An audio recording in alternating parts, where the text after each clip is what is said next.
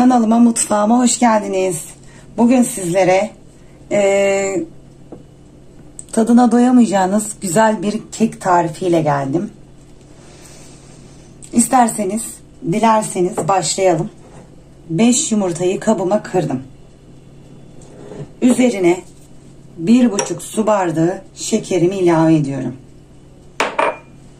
Ve güzelce çırpıyoruz. Yumurtamızı kabarttık. Çırparak yumurta ile şekeri çırptım ve kabarttım. Ardından bir su bardağı sütümüzü döküyoruz. Bir su bardağı sıvı yağımızı döküyoruz.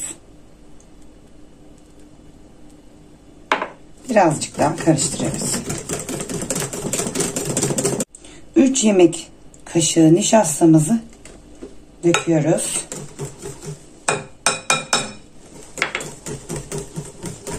2 paket vanilyamızı döküyoruz.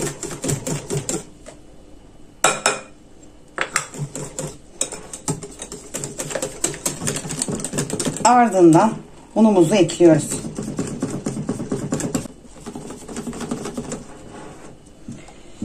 İki paket kabartma tozumuzu ilave ediyoruz.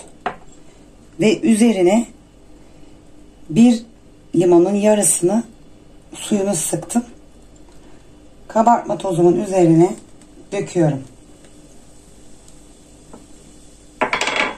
Bakın nasıl kabardı.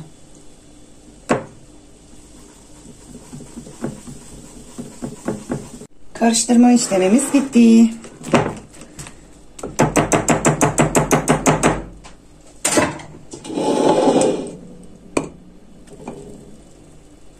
Önceden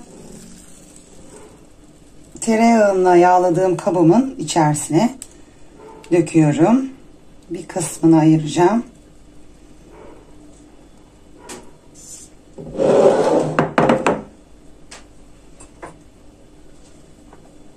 Kakao için.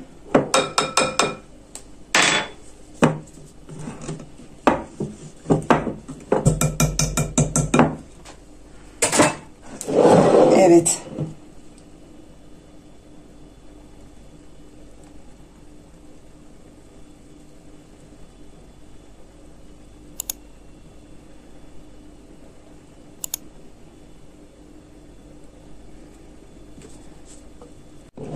Çöp şişlerle birazcık böyle karıştırıyoruz.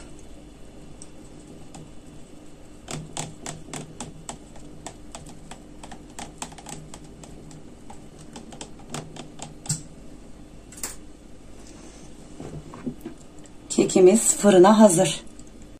Kekimiz hazır. Kestim, dilimlere ayırdım. Sünger gibi olmuş.